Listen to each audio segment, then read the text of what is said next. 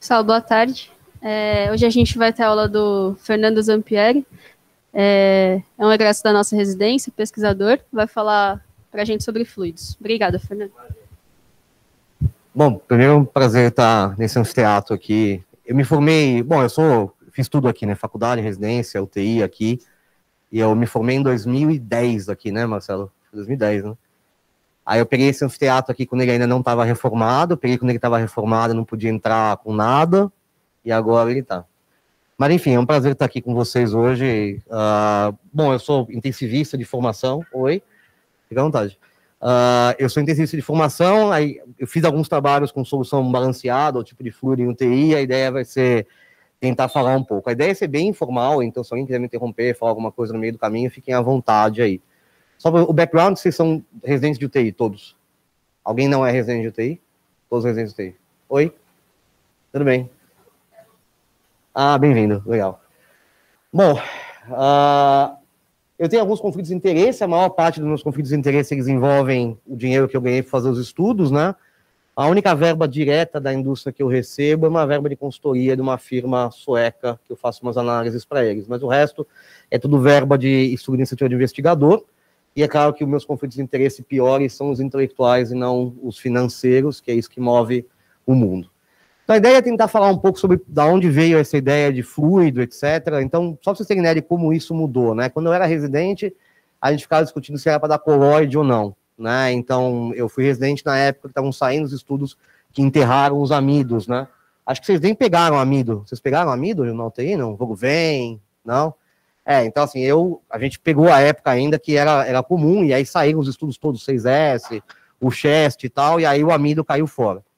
E aí ficou essa discussão eterna do cloro, né, que é uma coisa talvez meio hipervalorizada na literatura, que é a questão do papel do cloro sérico ou da cloremia em desfechos adversos, né. Bom, se você pegar e for atrás do rabo do coelho ali, né, você pegar a referência da referência da referência da referência da referência e for descendo, tudo converge a esse paper do Wilcox, do JCI, de 83, eu tinha 1 ano na época, quando ele perfundiu glomero, né, néfron isolado de cachorrinhos, ou com cloreto de amônio, ou com acetato de sódio, e ele viu o que acontecia com fluxo renal, tá? Então, tudo vem desse maravilhoso trabalho, né? Então, toda a discussão que a gente tem até hoje, ela recai sobre néfrons de cães, né? Que é uma coisa meio surreal, se você imaginar. Na época, quando o Wilcox desenhou esse estudo, a ideia nem era ver o cloro, né? A ideia era ver a questão dos diferentes níveis de osmolaridade de sódio, né? Havia essa ideia de que solução salina hipertônica podia ser vasodilatadora. Vocês também chegaram a pegar isso, essa discussão, em algum momento na residência? Alguém? Não, ok. Bom, vocês conhecem o Igneu Tadeu Velasco, talvez vocês conheçam, né? O trabalho de doutorado do Igneu, que saiu no Lancet em 81, era sobre o uso de solução salina hipertônica em modelo de choque hemorrágico e séptico, né? Trabalhos que foram feitos no INCOR. E na época a solução salina hipertônica parecia que era uma coisa que ia pegar, né? Recitação com volume baixo, etc, etc. Não pegou, como vocês podem ver até hoje. Vocês espero que não façam isso nos doentes de vocês, né? Bom, tem umas 60 revisões sobre a ação do cloro, né? Então, de fato, quando você aumenta a concentração de cloro na mácula densa, você gera um monte de coisa aqui, que tem vários nomes de proteínas, íons e tal, e o fato é que você reduz a taxa de filtração glomerular, tá? Isso de fato acontece. Se esse efeito é um efeito agudo, crônico ou não, e se isso daqui é reversível ou não, a gente não sabe. Então, sempre que a gente fala de solução salina ou de você dar alguma coisa que tem cloro ou menos cloro, no final das contas, o que está preocupado é se o rim vai sofrer ou não as consequências, né? O rim é um órgão canário, né? Vocês sabem o que é um órgão canário, né? Então, os mineiros, quando eles vão ver até onde que eles podem ir numa mina, eles levam um canarinho, para ver quando o canarinho morre. Quando o canarinho morre, é porque aquele ar não é respirável mais, né? E o rim é isso, né? Um órgão que tem, um órgão muito melindroso, né? O primeiro que para a funcionar, o último que volta a funcionar. Então, nessa época, assim, a gente acredita que preservar o rim seja uma coisa importante. E daí criou-se essa ideia de que, eventualmente, a hipercloremia pode causar um aumento de mortalidade. Bom, é óbvio que vocês vão ver que grande parte da terapia intensiva é provar que doente ruim morre mais, tá? E vocês devem ter visto já várias vezes ao longo da vida de vocês. E hipercloремia é um marcador de que algo ruim está acontecendo com o doente. Então, lembrar que tem vários mecanismos pelos quais você pode ter hipercloремia. Então, quando você tem um doente crítico agudo, uma das coisas que vai acontecer é que vai ter disfunção renal aguda. Quando você tem disfunção renal aguda, a primeira coisa que acontece é uma redução do cloro urinário. Marcelo deve lembrar do Alexandre Toledo, está lá no Sírio ainda. Então, na época, a gente chegou até, inclusive, a calcular, né, um gap urinário dos doentes aqui, né? Não sei se vocês fazem isso ainda, ou já se perdeu. As tradições, elas morrem fácil. Então, a ideia era que, lembrar que o cloro, a excreção de ácido fixo pelo rim, ela depende muito da excreção de cloro, né? E a excreção de cloro é feita com base em cloreto de amônio, e é um processo que gasta muita energia, porque depende da conversão do glutamato. Então, se você tem lesão renal incipiente, a primeira coisa que o rim para de fazer é excretar cloro, e o gap urinário sobe, né? E isso é uma das causas de hipercloremia. Você pegar um doente renal crônico no ambulatório e calcular CID, SIG, vocês tiveram aula disso, já? Ok, né? Tá. Como é que é, o que é o mecanismo de acidose no renal crônico de ambulatório? Ano não mensurável, CID, palpites. Chuta, vocês têm 50% de chance. Ok. Bom, o primeiro mecanismo é uma redução do CID, né? Então, o acúmulo de ânion não mensurável, quando você tem lesão renal no ambulatório, é uma coisa bem tardia, né? Tanto que você vai ter hiperfosfatemia ou redução de ácido fixo só quando o cara tem um clearance abaixo de 15, 10. Não quando o cara tem um clearance mais alto. Mas o primeiro mecanismo que você tem é o aumento da cloремia sérica, e é por isso que vocês dão bicarbonato para os dialíticos antes para os pré-dialíticos antes deles dialisarem. Também, quando você tem doença crítica, o fígado para de fazer albumina ela vai para algum buraco que a gente jamais entende, e como você perde uma carga negativa no plasma, você tem que ganhar uma, e o cloro é o mais fácil de você ganhar. E, além disso, tem a prova volêmica, que dá alguma carga de cloro, tá? Então, esses três mecanismos, eles podem gerar hipercloремia e talvez gerar mortalidade, mas é claro que tem uma série de alças aqui no meio do caminho, e a coisa não é tão simples quanto você gostaria de imaginar. Mas, isso serve só para vocês terem ideia que, muito embora a gente ache que hipercloремia faz mal, o fato se ela é um marcador independente de desfecho ou não, é uma coisa que não é tão clara assim, tá? Então, ela é associada a pior desfecho. Essa diferenciação entre o que é causa e o que é efeito é a coisa mais importante da residência de medicina intensiva. Porque, frequentemente, vocês vão aprender que algumas coisas que são causas do doente ir mal ou falecer, na verdade, são bystanders ali, ou são coisas que não são agentes claros de desfecho. Por exemplo, PAV. Esse talvez seja um mau exemplo. Mas, por exemplo, quando você pega infecções secundárias, né, e você fala o quanto que uma infecção secundária é responsável pela morte de um doente. Então, a gente pode gerar estimativas disso, mas, habitualmente, isso é um valor baixo, né, na maior parte das vezes. Eu posso até mostrar alguns dados depois ou na próxima aula. Mas, enfim, só para vocês terem ideia que isso é a coisa mais importante da residência. Vocês saberem entender o que de fato mata o doente e o que é um bystander ali, que não tem nada a ver com o mecanismo. Então, em relação à terapia de fluido, a gente tem basicamente 4, 5 trials grandes, né? Tem um monte de estudo observacional. Mas a gente tem o BASICS, que a gente fez aqui no Brasil. A gente tem o PLUS, que é a irmã do BASICS, que foi feito na Austrália. Vocês devem ter discutido no Journal Club, imagino, ou algo do tipo. E alguns estudos em cluster, né? O SPLIT, o SMART. E esses estudos, eles têm algumas coisas em comum e algumas coisas que são fora do habitual, né? O SPLIT e o SMART, eles são estudos em cluster, e o BASICS, o PLUS, são estudos de randomização individual. Vocês entendem a diferença de cluster e individual? Sim? Não? Talvez? Isso. Professor, não, Fernando. Fala.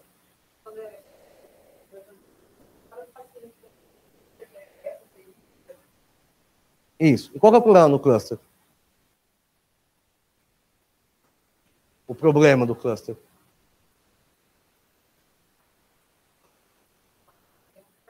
Isso.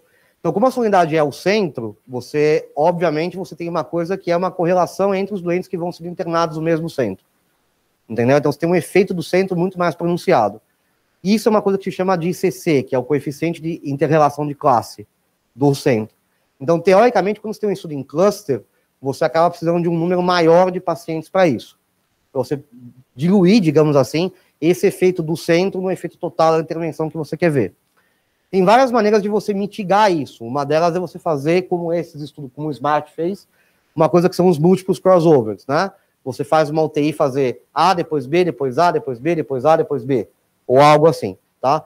Então, isso é uma coisa que é importante. Talvez o Matthew Samuel, né, que foi quem fez o SMART, da Vanderbilt, ele acha que isso gera um poder que é tão grande quanto uma randomização individual. Lembrar que estudo em cluster é muito mais fácil de você operacionalizar, porque, por exemplo, o SMART e o SPLIT, eles não têm termo de consentimento, é a instituição que anui aquilo de ser feito.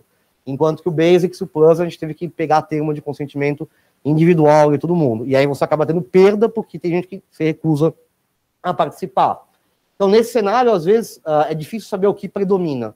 Talvez esse tipo de desenho seja um pouco mais útil, e a gente deveria utilizar um pouquinho mais. Quando a gente vai interpretar a evidência em relação aos fluidos, a gente tem algumas coisas que a gente tem que levar em consideração. Primeiro, se os trials refletem aquilo que vocês veem na beira do leito. Depois, se a intervenção é reprodutível. Se os doentes receberam a exposição bastante e se os resultados são sonoros, no sentido de serem corretos, né?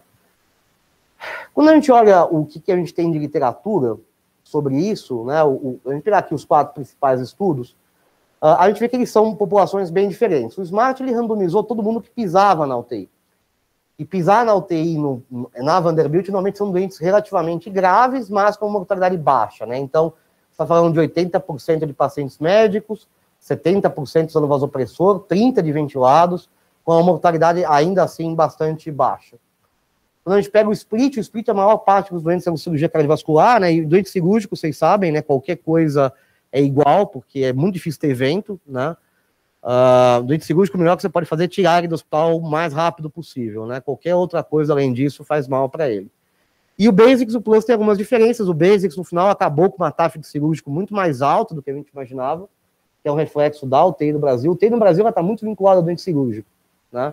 Se vocês forem trabalhar fora, talvez alguns trabalhem fora já, a gente tem um movimento de doente cirúrgico que é desproporcionalmente grande, né?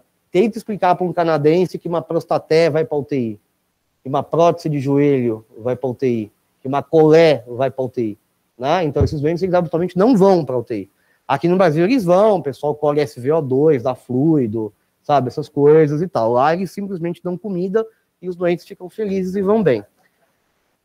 E o Plus, que é o irmão do Basics, que também é um perfil um pouco maior, e os doentes tomaram uma quantidade de fluido que era relativamente razoável ali no meio do caminho. Então, eu vou falar brevemente sobre os estudos. Antes disso, o que vocês dão habitualmente na prática de vocês? Bom, primeiro, aqui eu quase não dava fluido, continuo sem dar fluido para os doentes, né? Então, aqui é uma escola mais seca, habitualmente, né, em termos de quantidade de fluido, né? Mas quantas provas volêmicas vocês fizeram, sei lá, semana passada? Quantas você fez? Todo dia. Ou todo dia com Lasix, né? Depende da onde do encosta. Na REC? Não. E eles dão fluido lá? Fluido. Puro, tá. Expande com Lasix. Tá, 2. E você? 2. Você, cara? Nenhuma. Então a primeira coisa que a gente vê é que quando a gente começou a fazer o Basics, a gente ficou pensando se realmente a pergunta ainda valia a pena, né? Uma coisa que muda nesses estudos é que todos eles não randomizaram o doente para tomar balanceado ou salina só para expansão, mas a ideia é que os doentes tomassem tudo o que fosse possível na solução do estudo. Então, manutenção, vocês usam só de manutenção ainda? Não, né, pelo amor de Deus, né? Mas o mundo usa bastante ainda no Brasil, é bem comum. Diluição e expansão. Então, aquele volume que eu mostrei para vocês, de, sei lá, 3 litros nos primeiros 3 dias, e leva em consideração tudo aquilo. A gente imaginou que ia ser mais do que isso. No Basics tinha uma variabilidade imensa. Você tinha UTIs que davam 500 ml e falavam que estava tudo bem e acabou o dia. E você tinha UTIs que davam 5, 6 litros por dia para os doentes, né? Então, vocês veem como isso varia muito ainda dentro do país. E vocês, quando forem trabalhar fora, vocês vão ver que, dependendo da UTI que vocês trabalham, vocês vão entupir os doentes de fluido, ou vocês vão ficar dando diurético, né? E às vezes para o mesmo doente, né? Então, esse é um dos problemas. De fato, o maior preditor da heterogeneidade de uso de fluido no Basics é o centro. Tá? Isso é uma coisa bastante legal. Bom, o primeiro estudo foi o Split. O Split foi um estudo piloto do Paul Young, né, do grupo australiano, e o desfecho aqui era diálise. Tá? Diálise. 4 TIs, cluster, vários crossovers, e o estudo ele foi neutro no final para o desfecho primário de diálise. Teve uma taxa de desfecho bem baixa, então, assim, o poder geral do estudo devia ser pequeno. E o esquema de randomização, para evitar essa questão de você ter... tem vários tipos de desenho em cluster, né? Mas um dos desenhos mais bonitos é esse, em que você randomiza, ou não, né? As UTIs aqui, para tomarem, fui do A, fui do B, fui do A, fui do B, e aí muda a ordem, né? Você poderia fazer um outro desenho, que chama Stepped Wedge, não sei se vocês já tiveram contato, que você vai implementando em todas as UTIs aquilo lá. Isso faz mais sentido quando você quer fazer algum programa de melhoria de qualidade, mas não para isso. Enfim, além do Split, o outro que a gente teve foi o Smart. O Smart, talvez vocês tenham discutido, o Smart foi um estudo também unicêntrico, 5 UTIs na Vanderbilt, 1 ano de estudo, vários crossovers entre as UTIs, e o desfecho primário era essa coisa que era desfecho renal maior em 30 dias, que é diálise, morrer ou dobrar a creatinina. Então, aproveitando um pouco, porque a gente tem um pouco mais de tempo, quando que vocês usam desfecho composto? Por que usa desfecho composto? Fala alguém aí. Isso, então o motivo é esse, você quer aumentar o número de eventos, porque quanto maior o número de eventos, maior vai ser o seu poder, tá? Qual que é o problema aí do desfecho composto? Exato. Então esses são problemas que são bastante óbvios, mas que eles não impedem o mundo de seguir esse mesmo caminho. A cardio começou com isso, né? Então a ideia do desfecho composto, ela veio da cardio, que era os MACE, né? Os eventos cardiológicos maiores, né? Que era infartar, cair o cabelo, ter um subatropo, e fica aquela lista de eventos inteira, né? Isso não é, talvez, a maneira mais correta, porque você atribui exatamente o mesmo peso à mesma coisa, né? Mas é uma estratégia que pode ser utilizada para isso. Como é que você pode corrigir para isso? Eventualmente. Tem alternativas mais modernas para isso. Em 1 minuto, vai. Que fui do mesmo, não tem o que falar, né? Na verdade, né? Mas vai. Como é que você corrige isso? Desfecho composto. Isso, quando você analisa cada desfecho, você acaba corrigindo. Fica tranquilo aí. Tá bom, obrigado. Tá, então você pode fazer isso. Você pode, de fato, corrigir cada um deles, que é o que eles fazem aqui, né? Só que é óbvio que você vai cair num dos problemas que a gente vai falar na próxima aula da análise frequencista, que é você ter um desfecho primário que é positivo e você não tem, pelo cutoff mágico do P de 0,05, nenhum dos componentes como um tamanho significativo. Então, tem várias maneiras de você fazer esse tipo de análise. Então, uma delas é você fazer um desfecho... Só por favor. Uma delas é você fazer um desfecho hierárquico, por exemplo. Então, eu primeiro avalio uma coisa, se não for significativa, eu avalio outra, se não for significativa, eu avalio outra. Uma outra coisa que você pode fazer, que é descrita faz uns 10 anos mais ou menos, é uma coisa que chama razão de vitória, ou win ratio. Talvez vocês tenham ouvido falar já do win ratio. Não. Tá. Então, em linhas gerais, uma das coisas que vocês... Acho que tem uma reanálise do Basics que a gente viu isso. Uma coisa que você pode fazer é comparar todos os pacientes do braço intervenção com todos os pacientes do braço controle e ver das duplinhas quem que ganha numa sequência de desfecho. Tá? Então, você, sei lá, você tem os doentes aqui. Deixa eu apagar aqui. Esse lado tá bom. Tá. Então, só pegar o apagador aqui. Então, uma das coisas que você pode fazer é você pegar e botando aqui todos os doentes do braço controle, por exemplo. Não tá o seu dia hoje, filha. Mas, e aí botar todos os doentes do braço intervenção, e aí você fazer comparações pareadas de cada doente com cada doente, dentro de uma ordem hierárquica de desfecho. Então, você compara o 1 com 1. Aqui é braço, aqui é intervenção, aqui é controle. Intervenção, esse cara viveu e esse cara morreu. Então, é uma vitória para o braço intervenção. Aí, não, os dois viveram aqui, só que esse aqui dialisou, seria o segundo desfecho, por exemplo. Você poderia dar uma vitória para cá.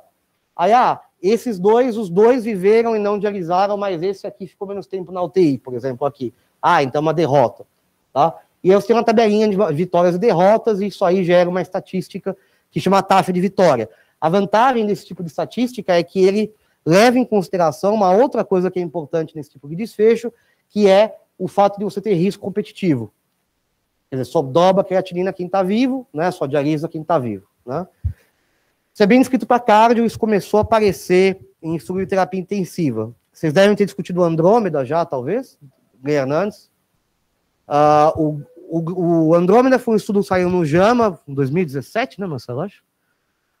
comparando uma estratégia de ressuscitação guiada por perfusão periférica, uma coisa meio holística, daí o nome, versus o padrão. O estudo ele foi marginalmente significativo para uma estratégia de ressuscitação guiada por perfusão periférica. Eles têm o Andrômeda 2 andando, que é um estudo confirmatório, o desfecho primário é esse. É uma razão de vitórias. Tá? Então vocês vão ver isso aparecer bastante. Quem escreveu isso foi o Pocock, em 2012. Tá? Esse tipo de teste. Então isso é uma coisa que deve aparecer, não aqui, mas só para vocês saberem. Tá? Ok. Bom, então o Smart foi isso. Né? Então, com base nisso, qual que é a vantagem do Smart? É que as coisas mudaram bastante, porque você... Teoricamente, assim, qualquer redução que você obtenha disso é relevante para o doente, né? 1% de redução de evento aqui é importante.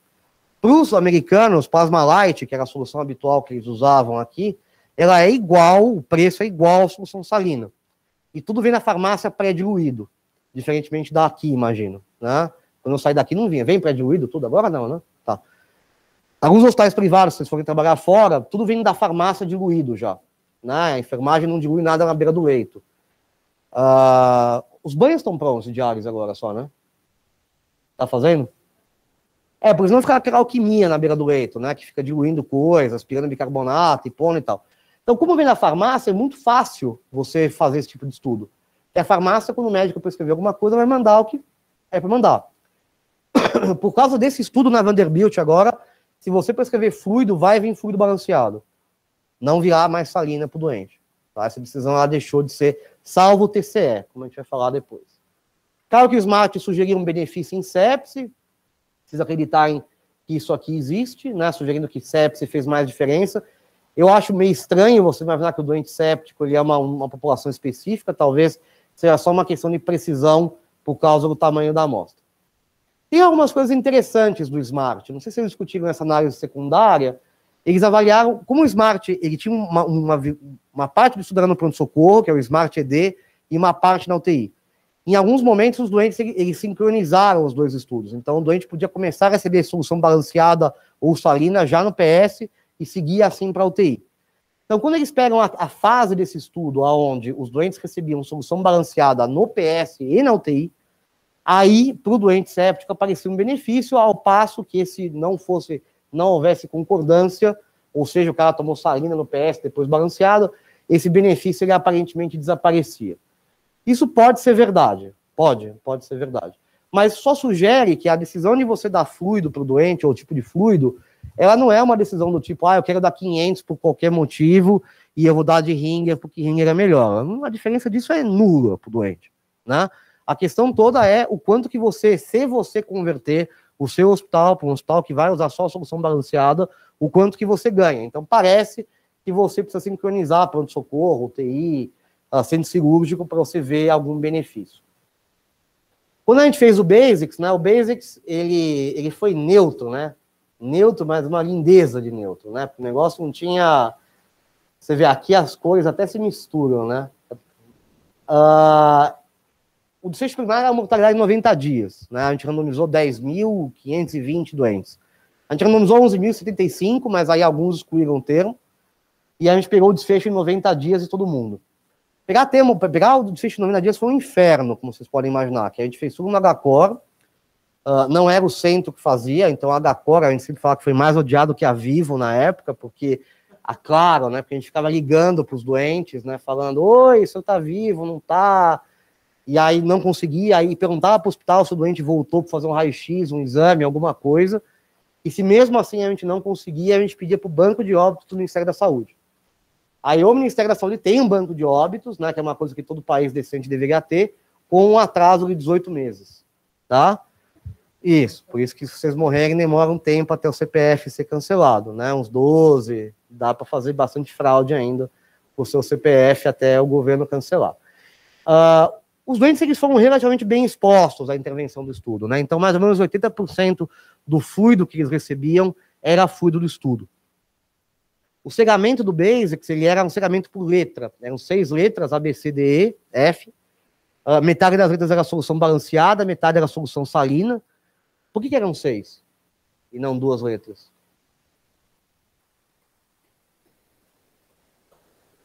Exato. Porque o nosso receio a gente sabia que a gente estava no Brasil e que alguém ia botar uma bolsa no gasômetro, né?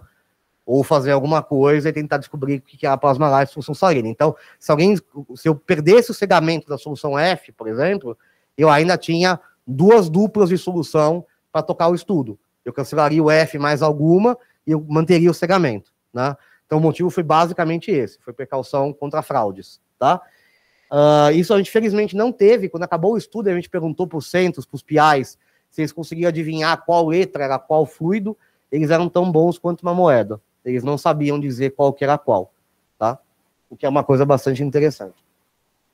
Bom, a gente olhou... Bom, Basics ele foi neutro para tudo, tá? Diálise, lesão renal. Você falar uma definição de lesão renal aí, a gente testou, ele foi neutro, tá? Então, assim, quiser usar Cadigo, foi neutro para Cadigo 1, Cadigo 2. Quiser usar Rifle, foi negativo para Rifle. Quiser usar dobrar creatinina, foi neutro. Quiser usar qualquer coisa, ele foi neutro para isso. Então, isso é uma coisa que é interessante, que quando você começa a olhar os sinais, né, e quando a gente olha, por exemplo, o sinal do Smart, ele era muito mais claro, talvez, para a mortalidade do que para a lesão renal, né, sem 1% aí de redução de mortalidade aqui. Então, a gente começa a ventilar a ideia de que talvez, se houver um benefício, ele não está relacionado à redução de lesão renal, mas sim uma redução direta de mortalidade, talvez.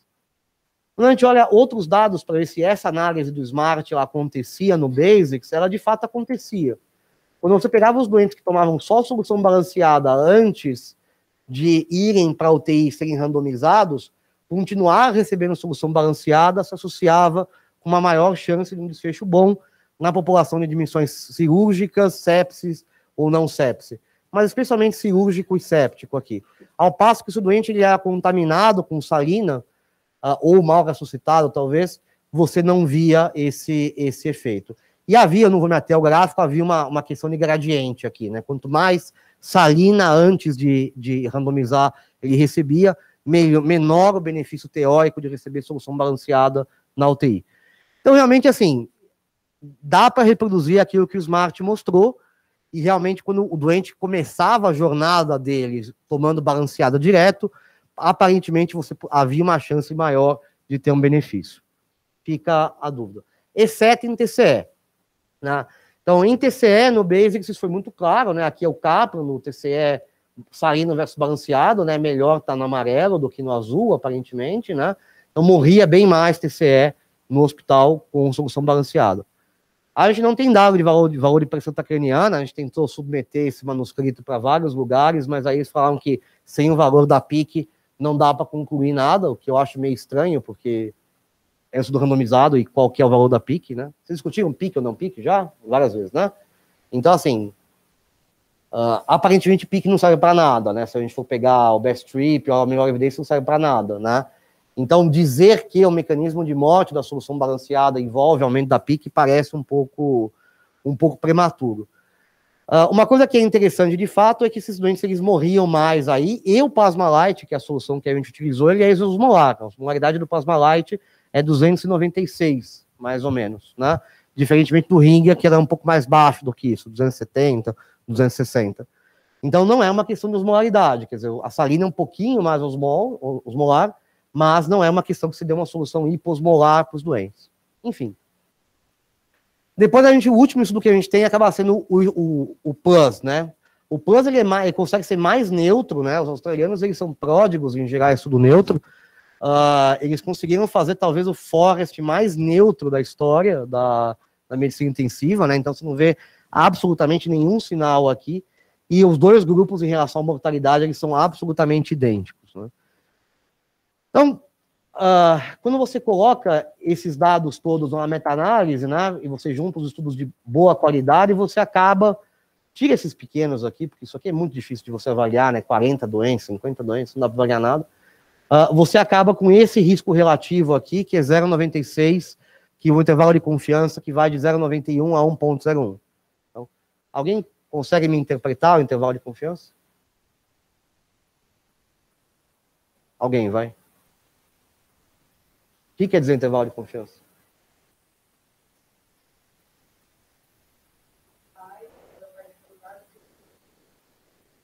Isso. Então, a melhor maneira de você definir o intervalo de confiança é os dados que são compatíveis com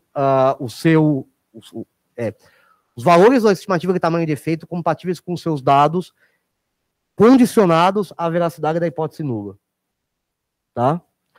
Então, lembra que o valor de P, né, esse é o tema da próxima aula, né, o valor de P, ele é a probabilidade de você observar valores tão ou mais extremos do que você observou, dado que a hipótese nula é verdadeira. Ok? Então, ele não é a probabilidade do seu achado ser verdadeira, ele é a probabilidade de você observar aqueles dados, dado que a hipótese nula é verdadeira. Né? Então, é uma coisa trocada, né, que gera um pouco de confusão. Então, o que você pode dizer é que esses dados da meta-análise, eles são compatíveis com desde reduções tão grandes quanto 9% de mortalidade, ou um risco relativo, até o incremento de 1%. Mas não dá para fazer uma interpretação probabilística do intervalo de confiança com base nesse tipo de método. E aí é o tema da próxima aula que a gente deve ter ao longo do mês, né? Que é a questão de que quando você olha para isso, você instintivamente acha que a chance de funcionar é maior do que a chance de não funcionar. Mas, do ponto de vista específico do método frequencista, baseado na ideia do Newman-Pearson, do seu Pearson, é que isso aqui é tudo equiprovável, tá? Essa é uma coisa que é interessante. Então, 1.01 é tão provável quanto 0.91. E esse é um dos problemas do intervalo de confiança, dependendo da maneira como você interpreta os dados. Ok. Quando a gente olha os efeitos isolados, né, uma coisa interessante dessa meta-análise também é que a heterogeneidade veio baixa. Vocês discutiram meta-análise já? Método ou não? Tá. Então, qual que é a diferença do modelo fixo do modelo randômico em meta-análise?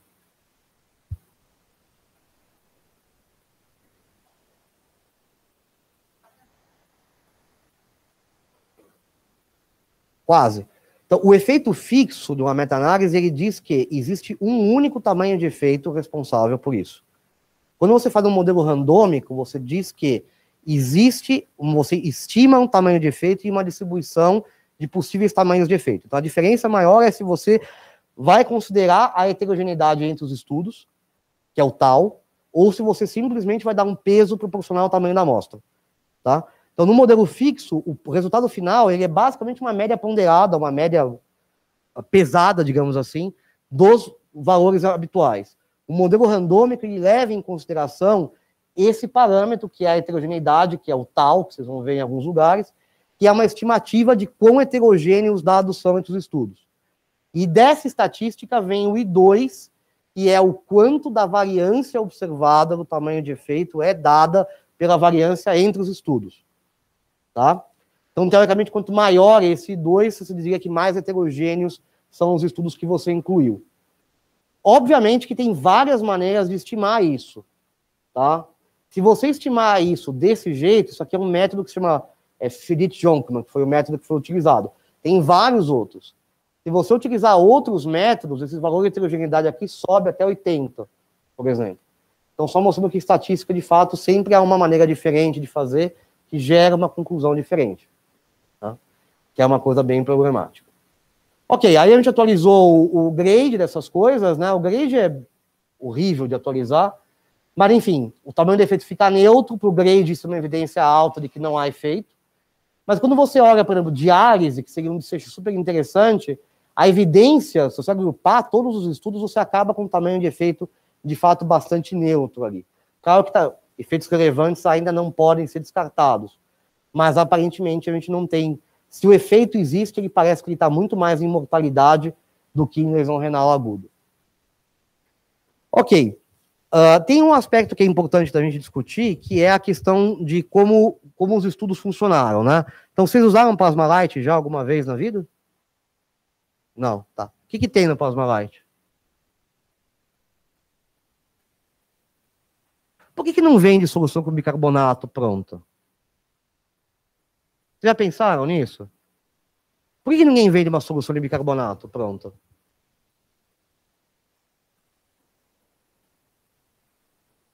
Oi? É instável. Basicamente é isso. Tá? Quer dizer, se você botar uma solução bicarbonatada, ela é instável. Tá? E ela pode precipitar dependendo de variações de temperatura. Então esse é o único motivo pelo qual você não coloca bicarbonato numa solução comercial para vender. Então você tem que tamponar o sódio de alguma outra maneira. Você tampona aí com lactato, no caso do ring lactato, ou você pode tamponar com acetato. Os escandinavos usam ring acetato, por exemplo, e não ring lactato. Ou você pode tamponar com uma mistura de acetato gluconato, por exemplo, que é o Plasma-Lyte. Tá? O problema é que o tampão ele pode ser importante de algumas formas, né? Então vocês são jovens demais, talvez até o Marcelo seja jovem demais para lembrar disso, mas cada ânion ele pode ter o seu efeito cardiovascular. Então, quando a diálise começou, não tinha solução de lactato. Você pegou o lactazol, né, Marcelo? Então, assim, antigamente, quando eu entrei na HC, as soluções de diálise eram soluções ricas em lactato. Então, não tinha bicarbonato, era lactazol, era 80 mEq de lactato, e você dialisava o cara contra... Era 80, né? Você lembra quanto que era o lactazol? Era só isso mesmo? Bom, o lactazol era uma solução de diálise que tinha lactato como tampão. Você dialisava os caras com isso. Antes do lactazol, você dialisava os doentes com acetato, tá? Que também vira bicarbonato no fígado. E o acetato ele fazia os doentes chocarem um pouco, né? E era uma causa de vasodilatação. Se você der acetato para uma pessoa, você vasodilata, de alguma maneira.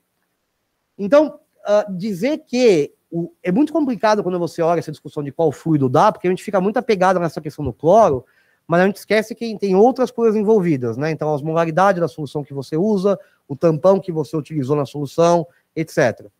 No próprio Basics, por exemplo, os doentes que tomaram Plasma-Lyte, eles tinham maior uso de vasopressor no terceiro dia, quando eles usavam Plasma-Lyte, tá? Que é um achado secundário. Na verdade, eu me arrependo, o Basics a gente colocou tanto de point secundário que eu me arrependo amargamente de ter feito isso, mas um dos desfechos era esse.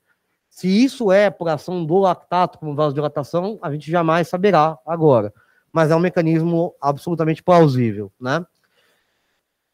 É 40, né? Enfim, só para vocês terem ideia de como é importante essa discussão. Então, o que eu queria trazer para vocês, a gente está chegando próximo do fim já, antes da gente abrir, é que quando a gente fala, a gente ficou muito tempo batendo na tecla de que era o cloro, né? É o cloro, cloro, cloro, cloro, cloro. Se você modelar o quanto do cloro do segundo dia da admissão explicado pelo volume de solução de cloro que você infunde no doente, o quanto que vocês acham que é importante? Muito pouco. Muito pouco. Tá? Então, o que mais explica o cloro do segundo dia é, obviamente, o cloro do primeiro dia. Isso é meio óbvio. Né? Se o cloro do primeiro dia é 105 e o cloro do segundo dia é 105, o que mais explica o cloro do segundo dia é o cloro do primeiro dia, que é muito raro você ter variações muito grandes de um dia para o outro, salvo diárias. Tá? Além disso, você pode explicar a variação por ritmo de diurese, creatinina, por exemplo, porque eu falei que um dos mecanismos é o quanto que você excreta e o quanto de fluido você dá. O fato é que o quanto de fluido você dá é um responsável menor, ou a carga de cloro que você dá é um responsável menor pela cloremia. Isso também não quer dizer que não é o cloro, porque você pode argumentar, tudo bem, o cloro sérico não é o problema são variações do cloro sérico que levam a episódios de vasoconstrição renal intermitentes. Pode ser. Se você abrir 1 litro de soro fisiológico em alguém aqui, talvez o ritmo de diurese caia durante algum tempo. Mas começa a ficar um pouco difícil você justificar essa celeuma toda do fluido com base especificamente em um ânion, né? Lembrar que sempre que a resposta parece muito simples, ela deve estar errada, né? Então, possivelmente, é uma mistura de qual é o tampão que foi dado, qual é a concentração que foi dada, talvez a velocidade que foi dada, etc. Então, acho que tem que tomar um pouco de cuidado quando a gente vê essa interpretação, né? E tentar fugir um pouco daquelas interpretações muito infantis, né? Do tipo, se o cloro tá alto, eu dou Ringer, se tá baixo, eu dou salina, que isso parece é bem infantil, né? Vocês imaginarem isso, né? Mas é alguma coisa que vocês vão ouvir bastante ao longo da vida de vocês. Então, em relação aos trials, em relação à vida de vocês, né?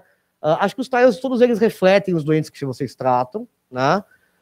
Eles são reprodutíveis, né? Então dá para aplicar essa intervenção com maior ou menor dificuldade em vários lugares.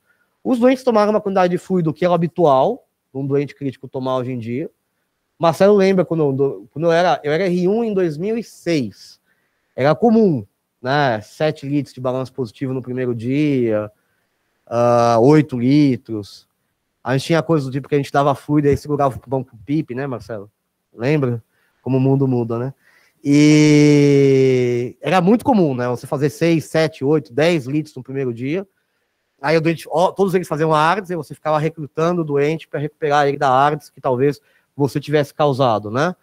Então isso tudo, graças a Deus, mudou, né? Vocês vão pegar outros momentos da terapia intensiva. Mas, de fato, os doentes foram bem expostos, os resultados eles são bons, né? Então, eu acho que, no geral, a evidência ela aponta, talvez, para um benefício global de solução balanceada se você fizer uma estratégia em que ela é utilizada durante todo o périplo do doente no hospital. Mas esse efeito, se ele existe, ele é pequeno. Ninguém está falando de um tamanho de efeito que vai mudar a vida das pessoas, né? Então, se você está num hospital que não tem solução balanceada, isso não é um problema, tá? O desfecho aqui, ele é muito mais populacional do que individual. Essa questão do doente séptico eu coloco sempre numa questão de política e boa vizinhança, mas é uma questão difícil de você entender. Se eu perguntar para cada um de vocês o que é sepse, isso é... Cada um vai dar a sua definição, então estão corretos, né? Eu acho que o que fica só é que para o doente neurológico não tem sentido mais estudar isso, né? A gente tem... o SMART tem uma análise secundária em HSA sugerindo maior mortalidade. A análise primária sugerindo maior mortalidade em TCE. O BASIC sugerindo maior mortalidade em TCE. Então, acho que para TCE ficou claro que é para dar salina. Os outros neurológicos eu não sei, mas visto que você tem um sinal muito claro de malefício aqui, talvez valha a pena você não considerar para todos os doentes. E lembrar que se vocês quiserem mudar o seu hospital para isso vai ser uma prioridade baixa para vocês, né?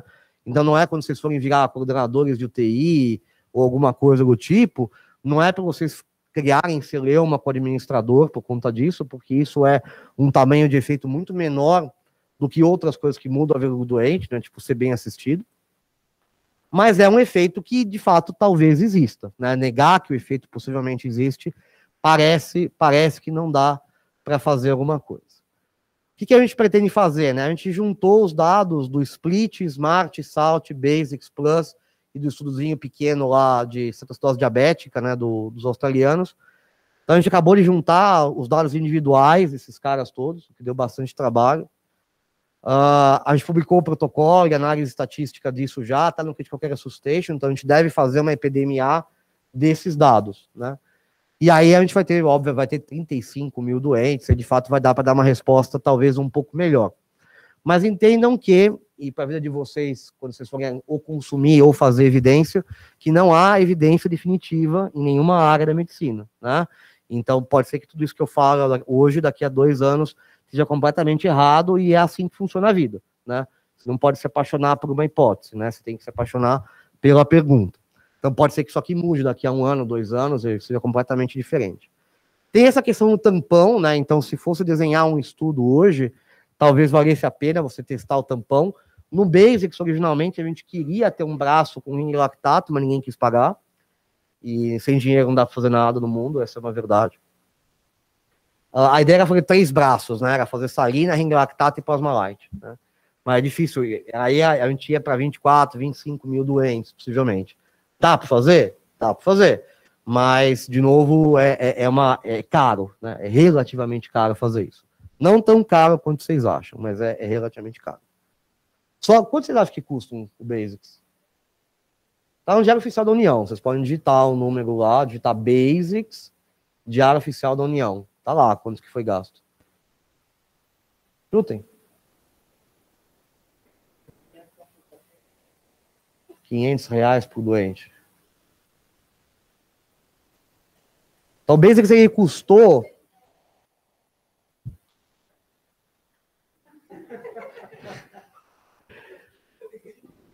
O custo total do Basics, contando RH, foi 8 milhões.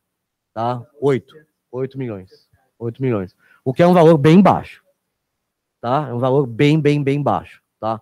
Mais o fluido que a Baxter deu, né? Mas é um valor bem baixo. Tá? Se vocês imaginarem um RCT, habitualmente ele sai bem mais caro do que isso. Né? O que é o mais caro do Basics? RH, sempre. RH. Né? Mas tem umas histórias legais. A gente pagou 300 reais por doente, que é nada, né? Hoje em dia, em 2017 era um pouco mais. ainda era uma cesta básica em 2017. Hoje em dia são, sei lá, 4 litros de leite, né? Não sei quanto que dá, R$300. Um pão de queijo, uma coxinha aqui, né? Não dá nem. Mas você imagina, teve centro que incluiu 1.000 doentes. Teve um centro que incluiu 1.000 doentes. Então vocês imaginam que esse centro recebeu um dinheiro razoável. E esse dinheiro, ele foi, e a gente tem esses dados, né? Em vários centros ele foi revertido para melhorias locais. Então tem vários hospitais que participaram do projeto, que compraram ultrassom, por exemplo, com o dinheiro do projeto. Alguns hospitais contrataram enfermeiro de pesquisa com base na verba do projeto. Então a gente tem aí um total, a gente estima mais ou menos uns 80, 100 empregos indiretos gerados, né? Então, isso é uma coisa que é importante quando vocês forem discutir pesquisa, que é o impacto direto e o impacto indireto, né? Então, existe um impacto indireto que a gente menospreza, que é isso, é a redistribuição de verba, capacitação local. Quando a gente treinou os centros para o Basics, a gente viajou bastante, uma parte dos centros não tinha controle de balanço hídrico na UTI, né?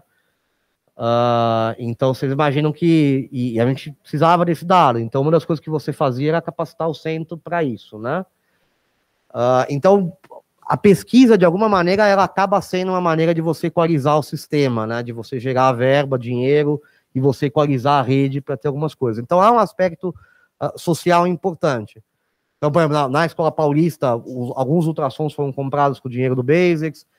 Quando você olha outros hospitais nossos, tipo Colatina, que foi um centro que participou bem, que fica perto de Vitória, não sei se alguém no Espírito Santo aqui, eles também compraram várias coisas com isso, abriram um centro de pesquisa, contrataram um enfermeiro e tal. Então o dinheiro ele foi utilizado para isso, né? Então a gente distribuiu aí, sei lá, uns 5 milhões, para os centros, e aí mais 3 milhões de RH ali, que é o que foi. Então, assim, isso é uma coisa bem legal. Então, quando vocês veem um RCT sendo feito, uma das coisas que vocês acabam gerando é um benefício social indireto. Isso é uma coisa que é super importante, né? Ninguém ficou rico. Isso é uma coisa que eu gosto de falar, né? Quer dizer, obviamente que o meu salário estava embutido na verba, mas o meu salário ele era fixo no HCOR, né? Então, eu não ganhava mais ou menos, quanto mais doente era incluído ou menos doente era incluído. Então, isso é uma coisa que não acontece em todos os estudos, né? Em estudo acadêmico, isso é bem verdade. Estudo da indústria, isso é diferente, né? Que você remunera, às vezes, por doente, e quem coordena o estudo tem metas e ganha bônus, etc. Mas esse tipo de estudo, ele é completamente... Na verdade, desses daqui todos, nenhum deles teve verba direta da indústria, só o suporte logístico, né? Então, aqui a Baxter doou fluido, aqui foi tudo a Vanderbilt que pagou, aqui a Baxter doou fluido, a Baxter doou fluido, aqui o Smart e o Salt é junto, né, na Vanderbilt. Aqui é a Baxter do Fluido, aqui é verba própria do governo australiano. Então, assim, eram outros tempos, né? O Basics ele começou a randomizar em 2017 e acabou em 2020, logo antes da pandemia estourar. Então, foram três anos ali quase 4 anos, né, de luta ali. Então, é um trabalho social legal, assim, que são coisas que a gente não pensa, mas que são legais. Enfim, acho que a ideia é abrir para dúvidas, comentários em relação ao estudo. Angústias, fala. O sólido plasmalite ele é 140, se não me engano. 140, 141.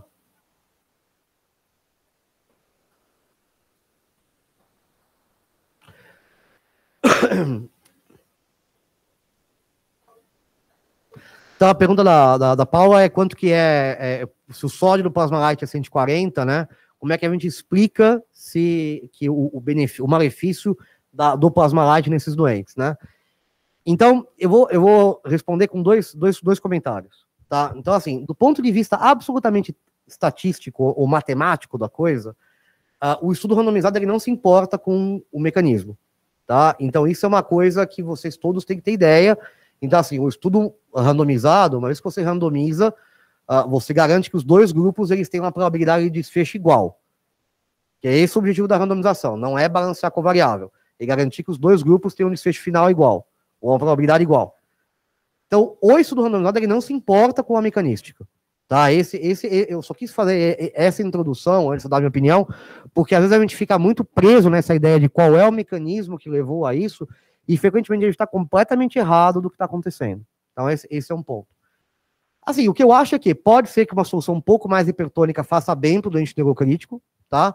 Então, tem alguns estudos ali com o NSL 3%, que são neutros, mas são estudos pequenos, né, para manutenção em TCE.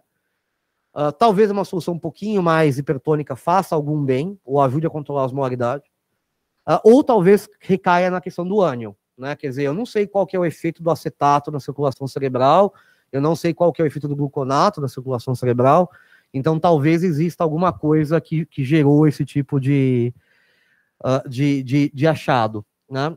Então, isso vai ficar, de fato, né? Quer dizer, acho que a gente não vai responder essa dúvida. Quando a gente pega, por exemplo, o SAFE, né, que foi o estudo da albumina, né? Vocês devem ter estudado o SAFE já, um dos maiores estudos da ANZEX lá, comparando a albumina ou não.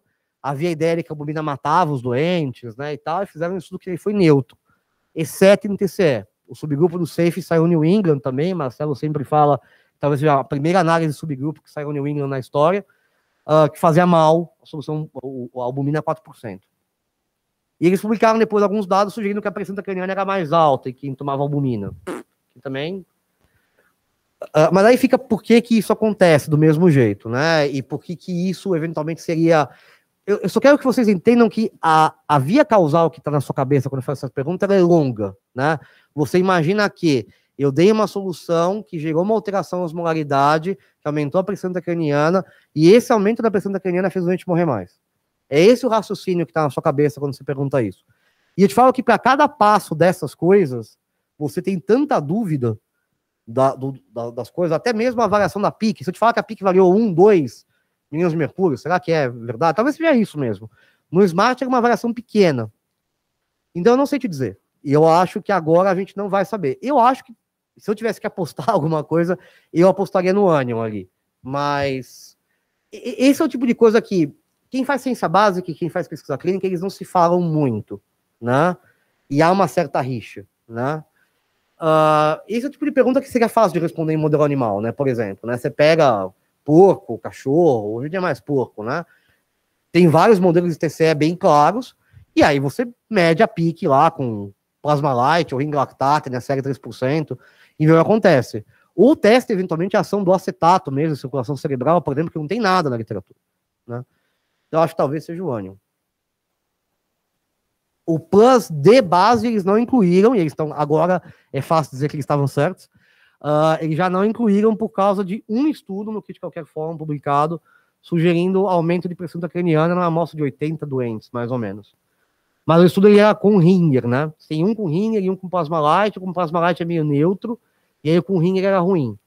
Lembrar que o Smart, eles incluíam tanto a solução balanceada, ou era o plasma light A, que é um pouco diferente do plasma light 148, que é o que a gente usa, ou o ring lactato. Então, variava que a farmácia dispensava o que tinha, tá?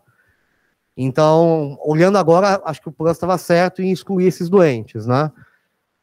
Mas, assim, a questão, quando saiu o Basics, o editorial falou, estudos futuros são necessários para avaliar o efeito de TCE.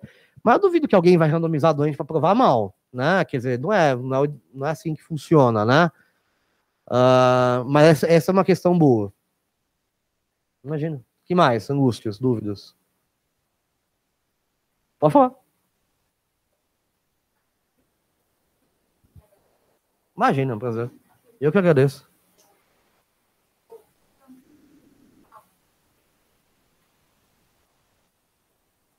Por quê?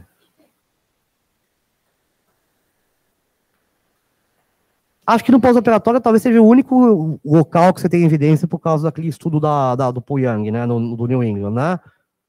É isso.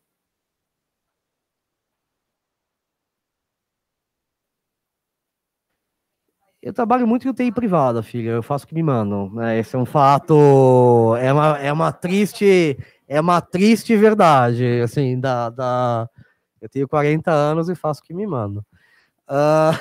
Mas se eu pudesse escolher, vamos lá, né?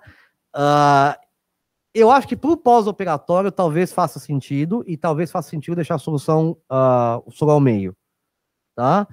Por que o soro ao meio? Eu te falo o quê? Porque, teoricamente, quanto maior a carga de sódio e cloro, teoricamente, mais o doente ganha peso, né? É mais fácil excretar soro ao meio. Tem um trabalho do BJA, que a gente pode discutir em outro momento, que pegou voluntários saudáveis, que nem vocês, espero, todos saudáveis, deixaram em jejum com soro de manutenção. E aí, soro de manutenção 1040-10 ali, raiz, né? Ou 1020-10, né? Soro ao meio.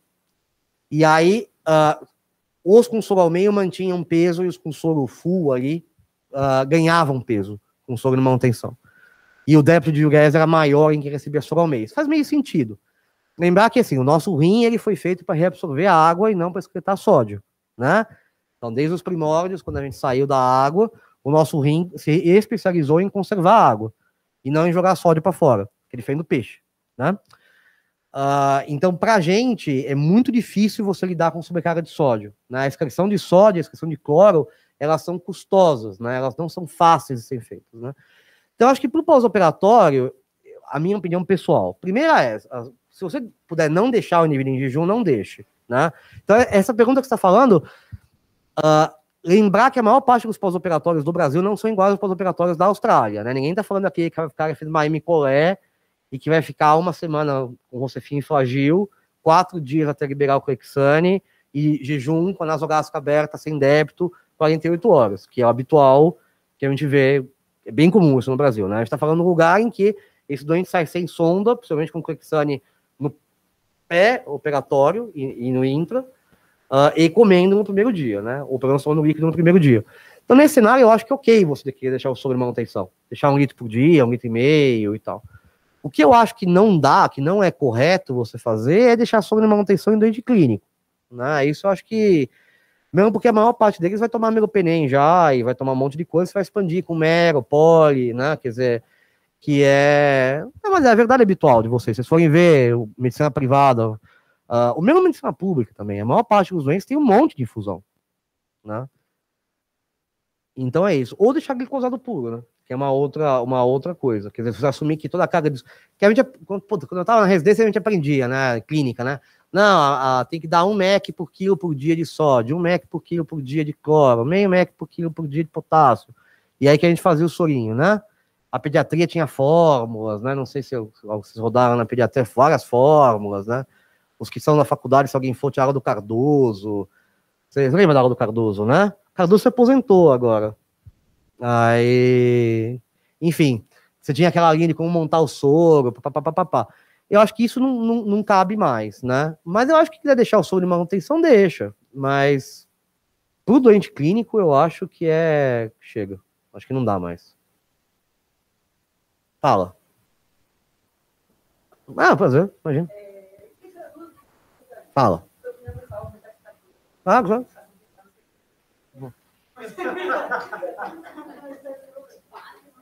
Quase uma celebridade, velho.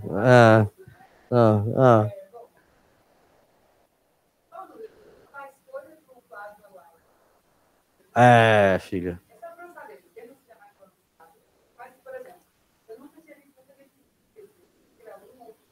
Vamos lá. Uhum. E a outra dúvida seria, o que você acha sobre essa pergunta de agora em diante? Tá.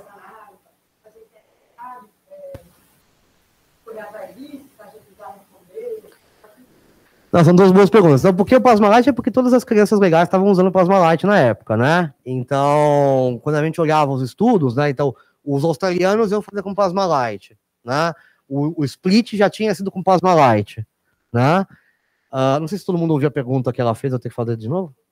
Então, desculpa. A pergunta que fez é por que a gente escolheu o Plasma Light e não escolheu o ring lactato, e a outra pergunta é o que a gente vai fazer daqui em diante, né? Então, em relação ao Plasma Light é isso, quer dizer, os estudos estavam usando o Plasma Light na época, né? Havia... são várias, quando a gente desenhou o Basics, a gente pensou em várias coisas possíveis.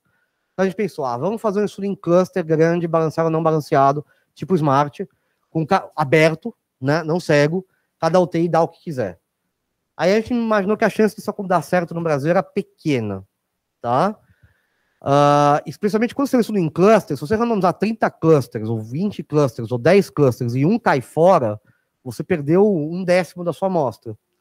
Então, perder um cluster é horrível. Perder um paciente no estudo é uma coisa, perder um cluster é horrível. É horrível. A pior coisa que pode acontecer no estudo em cluster. Então, você tem que ter um compromisso, e a gente não tinha maturidade na rede para isso ainda. Aí a segunda questão era, o que a gente vai ofertar para o doente? O split a gente usava o Plasma Light, a gente sabia que o Smart ia andar, e que o Plasma Light já era endêmico lá, e o Plus ia usar o Plasma Light. E aí a gente falou assim, tá, se a gente fizer um com ring lactato aberto, daria para ser feito. Mas a gente falou, aí todo mundo ia ver como, ai, não, mas ring lactato, o que importa é o Plasma Light, que é o que as crianças legais estão usando agora. Não. E aí, obviamente, que ele também tinha uma outra questão, que era a questão de quem vai doar o fluido. A partir do momento que você resolve fazer o estudo cego, você depende ou comprar o material, isso é uma outra coisa que ninguém fala. O que é mais caro nisso é placebo. Placebo é muito caro. Todo mundo acha que o placebo é uma coisa barata, mas o placebo é caro. Por exemplo, se você quiser randomizar o doente para tomar, sei lá, tá um remédio qualquer. Sei lá, dipirona, tá. Eu vou randomizar o cara para tomar dipirona comprimido, tá? E aí eu quero ser placebo controlado. Eu preciso ter um comprimido exatamente igual a dipirona. Exatamente igual. Ou eu pego a IFA e encapsulo, e aí dou cápsulas iguais, entendeu? Cápsula de placebo ou cápsula de não sei o quê. Cápsula é difícil de se dar para doente entubado. Você tem que quebrar a cápsula e jogar. Aí muda a absorção, nananana. Daria para fazer com cápsula. O comprimido, se for um remédio que tem patente, por exemplo, ou que é uma indústria que faz, você depende de convencer eles a pararem a produção, limparem a máquina e produzirem placebo. Tá? Para gerar o placebo bonitinho, igualzinho e tal. Você tem que submeter teste que o placebo é placebo, que não tem componente ativo lá dentro, etc. Então é difícil conseguir. É bastante custoso. É por isso que tem pouco estudo com placebo em medicina intensiva. Bom, primeiro porque não dá, né? Não dá para você fazer. O placebo de azul-metileno, não tem como fazer. Mas, no caso nosso, a ideia é que a Baxter ajudasse. Então, como é que funcionava? Os fluidos todos eles eram feitos em Jundiaí, na fábrica da Baxter. Tá? E aí havia um momento que a linha de montagem era interrompida, e aí os caras ensacavam as coisas, e aí só um engenheiro clínico lá dele sabia o que era o quê. E as pessoas que estavam lá. E todas elas assinaram um termo de confidencialidade, papapá. É óbvio que a Baxter estava muito mais interessada em fazer isso com Plasma Light do que com ring lactato, né? Mas uma coisa que é diferente é que o Plasma Light no Brasil ele foi vendido como uma coisa premium, né? Meio gourmet, né? Você olha, diferentemente do resto dos países, né? Quando você pega na Austrália e Nova Zelândia, por exemplo, o custo é $0,01 mais caro. É um outro fluido qualquer. Né? É o mesmo custo do Ringer, por exemplo. Aqui o Plasma Light talvez ficou, né? Tem a outro, né? Tem o Plasma Star agora. A Hala Existar tem um outro lá, que é também um genérico, que óbvio, não tem patente, né? Tá escrito a composição lá, é só diluir, né? Mas você imagina que havia, obviamente, o interesse da indústria em testar o componente deles, né? A gente tentou até argumentar isso, mas aí no final das contas, isso é uma coisa que eu queria que vocês também visualizassem. A nossa rede de pesquisa ela ainda é imatura e pequena, comparada com as outras. Então, quando surgiu a possibilidade de compartilhar os dados com o pessoal da ANSICS, que são uma referência para a gente em termos disso, e a ideia era parear os trials, pensando nessa epidemia, aí surgiu essa ideia de utilizar isso. Então, a decisão é estratégica. Agora, daqui em diante, o que eu acho que vai acontecer? Eu acho que os escandinavos devem voltar a campo em algum momento e testar ring acetato versus ring lactato. Eu acho que eles devem entrar em campo, que é uma pergunta super boa, porque eles usam acetato lá direto e não lactato, e então para eles seria super fácil fazer isso, e aí máquina escandinava ali resolve isso rápido, né?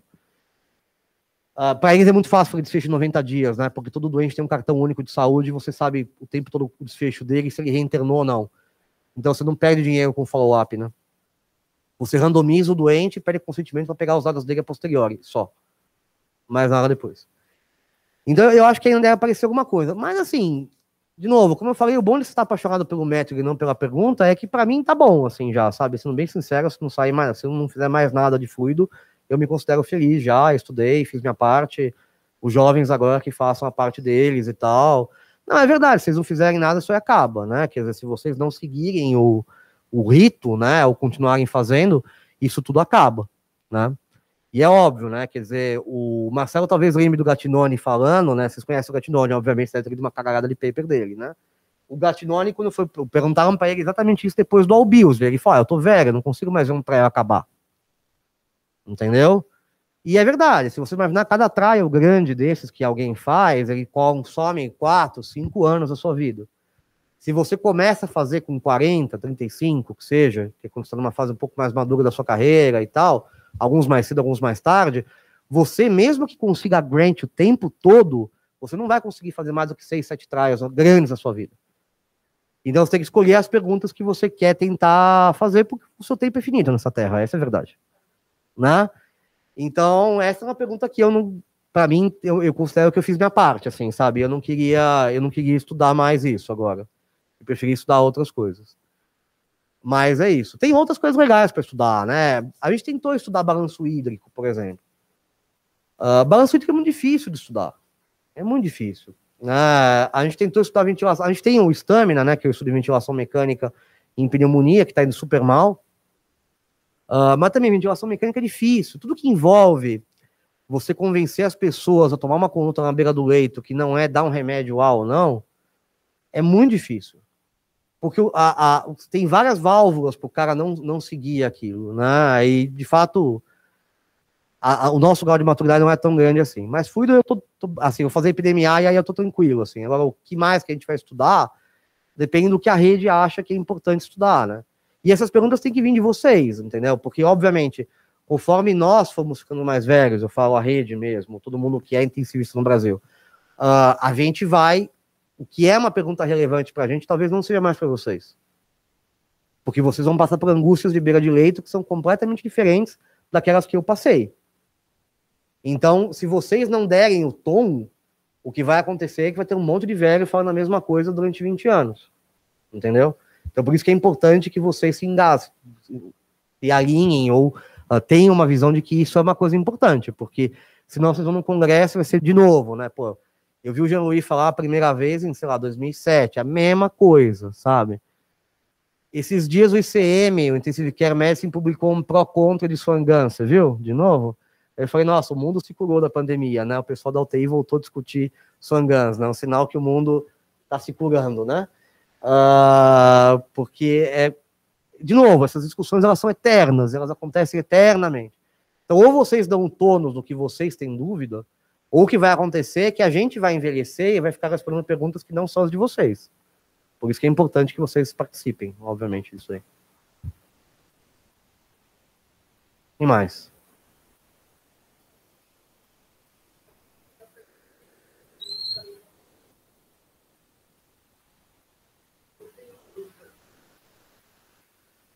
Você acha que é bem razoável fazer equivalência entre o Ringer lactato e o plasma light? O que é equivalência? Por exemplo, esse resultado de fazer a competição da substituição. Se eu posso entender que, na verdade, é o salina versus balanceado, Tá, de novo, o que você chama de equivalência? Esse é um problema. Mas equivalência quer dizer eficácia parecida, equivalência quer dizer eu tolero uma margem de ser pior ou melhor, o que quer dizer equivalência? Você entende? Quando você fala o que é equivalência, isso é uma... Os estudos de não inferioridade, por exemplo, eles se baseiam nisso, a gente tem discutido já sobre não inferioridade em alguns momentos, né? Então você define uma margem de equivalência. O que é a margem de equivalência? Uma margem de ruindade que você está disposto a tolerar e ainda assim afirmar que a intervenção é igual, tá? Se você fizer isso com uma margem correta, pequena, o tamanho da amostra que você vai precisar é maior, possivelmente, do que um estudo de superioridade, por exemplo. Tá? Então, fazer estudo de equivalência é uma coisa que é bastante complicada na beira do leito. A não ser que você faça, tem vários estudos ruins, né, que você joga uma margem de equivalência de 10%. Aí fica fácil mostrar que uma coisa é igual a outra com uma margem de equivalência grande. Quando você fala que você quer uma margem de equivalência pequena, 1%, 0,5%, por um sexto binário, você vai trabalhar com um tamanho de amostra muito maior do que para ver um benefício eventual. Então, é claro, dá para fazer, mas o problema todo é definir esses termos. Na próxima aula que a gente falar de método bayesiano, eu espero que isso fique um pouco mais claro, mas algo pode ser diferente de zero e equivalente a zero dentro de uma margem de equivalência que você... Tipo, isso é uma coisa que parece meio estranha, né? Mas você pode definir, por exemplo, que entre 3, mais 3 ou menos 3% de variação de risco absoluto, você considera que algo é equivalente a outro. Então, se você rodar um estudo, pode ser que você acabe num cenário aonde algo é diferente de zero, porque zero não está incluído, mas ele é equivalente a zero, porque o intervalo de confiança está dentro da margem de equivalência que você disse. Então, o problema com estou dando uma interpretação técnica, um pouco mais técnica do método para você, é porque a maior parte das que a gente faz uma pergunta dessas, o primeiro passo para você conseguir responder é entender de fato o que você quer dizer com a sua pergunta. Então, se você falar, eu quero mostrar que é equivalente, eu te falo, então você tem que me dizer qual é a sua margem de equivalência, justificar essa margem. E aí a coisa acaba complicando. Eu vou te falar, olha, essa margem ela é tão pequena que é mais fácil fazer um outro estudo de superioridade mesmo do que não. Quando a gente vai para método bayesiano, isso muda um pouco de figura. Mas para método frequencista mesmo, a coisa fica pesada. É pesado. Mas daria para fazer, assim, quer dizer, fazer sempre dá, né? É uma questão de pagarem para fazer. Ou de alguém dar verba para fazer. Mas, assim, com certeza não seria uma coisa unicêntrica, né, que faria isso. Mas é claro, por exemplo, se você chegar aqui e falar assim, olha, adorei solução, adoro fluido, quero estudar fluido o resto da minha vida, e eu conseguia a gente fazer um estudo com múltiplo crossover no HC, que o doente vai chegar no pronto-socorro, vai receber ou balanceada ou salina, a gente fazer um mês uma coisa, um mês é outro, um mês uma coisa, um mês é outro. Talvez você conseguisse. Mas o problema estruturalmente daqui, por exemplo, em qualquer hospital no país, é que você tem 30 UTIs no hospital, entendeu? E várias situações diferentes, né? Então você não consegue garantir que o doente vai seguir um caminho certo e ficar. Isso é a maior dificuldade do Basics que a gente teve. Né?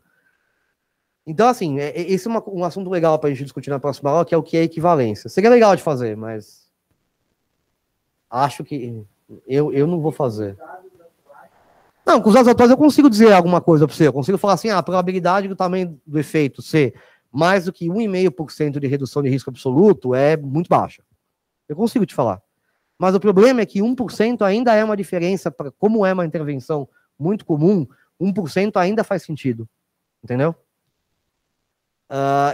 Essa é a questão de terapia intensiva, né? Você sempre trabalha com qual é a fração atribuível que você pode mudar o desfecho do doente, né? Então, uma coisa que o Marcelo sempre falava, talvez continue falando, é que quando o doente chega na UTI, grande parte do desfecho dele, do destino dele, está determinado já naquele momento. Esse doente, ele traz as comorbidades dele, ele traz a idade, ele traz a performance status dele, e ele traz o motivo da admissão. O grosso, que determina o desfecho dele, já está ali. Então, você imaginar que você vai atuar de maneira a mudar alguma coisa nesse desfecho, tem que ser ou é uma coisa mágica que você descobriu, e na UTI a gente não tem descoberto nada mágico nos últimos anos, entendeu? Ou realmente você vai precisar de um tamanho muito grande para mostrar que a intervenção pode ser útil para a população. Daí o Mega-ROX, por exemplo, né, dos 40 mil doentes, não sei quantos milhões de hospitais, etc. Então, isso que é difícil, né?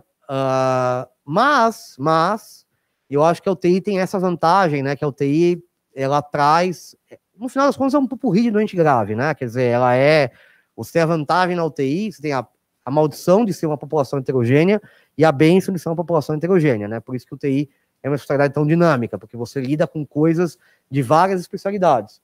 O problema é que você também lida com coisas de várias especialidades, né? E com vários especialistas também, isso é um dos maiores problemas da medicina intensiva. Mas tem muita coisa legal para fazer, né? Peraí, só arborizei um pouco, desculpa. O que mais? Claro? Uma pergunta. Fatorial do base 3339. Bom, eu não mostrei, porque senão ia ficar muita coisa, a questão do Basics, que foi fatorial, né? Então a gente testou duas velocidades de infusão, né? Que era 333 versus 999 melhora. 999 porque a maior parte das bombas vão até 999, né? E 336 porque era 1/3. Basicamente foi esse o racional. Tá? Não houve nenhum racional outro além disso. Não, 666 não dava, porque seria um país católico, né? Um país muito religioso. Aqui não teria como a gente usar 666 de velocidade de infusão. País cristão, ficaria difícil convencer as pessoas, né? Não, ia ser feio, né? A família entrar lá e tá 666 na bomba ali, ia ficar um negócio meio feio, né? Exato, né? Imagina. Então foi 333 porque era 1/3, né? A ideia de fazer esse braço fatorial é porque, bom, vocês viram no Covid a quantidade de estudo de plataforma que teve, né? E como foi legal você ter vários estudos de plataforma, né? Você responde várias perguntas, a coisa dinâmica, aparece artigo e tal. Quando a gente começou o Basics é bem old school, assim, né? Oxford, de 1980, né? LP, Ahá tocando, né? Carro colorido, não é? É uma coisa completamente diferente, né? É bem Oxford, década de 80, né? Como é que você resolve o problema? Com o tamanho da amostra. Sample size, né? Então, assim, eu preciso ter uma diferença de tamanho de efeito de tanto, eu preciso dessa cacetada de doentes, e fala, beleza, é isso que precisa. Começa o estudo e não para, tirando regras específicas, até o final. Aí surgiu a ideia, então, vamos fatorializar a coisa, né? Porque você responde pelo menos 2 perguntas, né? Porque, teoricamente, assim, veja, todos os doentes deram autorização para participar na pesquisa, aí é uma decisão importante que eles tomam. Então, o ideal é que você honre os dados do doente da melhor maneira possível.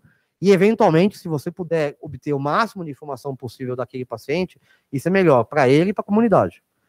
Então, pareceu para a gente que era um desperdício randomizar 11 mil pessoas para responder uma pergunta só. E aí veio essa ideia da velocidade, né? O estudo da velocidade ele foi neutro, no geral, muito embora ele tenha alguns achados interessantes, né? Ele mostra que quando você tem a infusão lenta, ela se associava um pouquinho menos de critério de ARDS no 3º dia, mas não no 7º, e com menos uso de vasopressor no 3º dia, mas não no 7º, né? A tendência era de ter o menos. O desfecho era basicamente igual, né?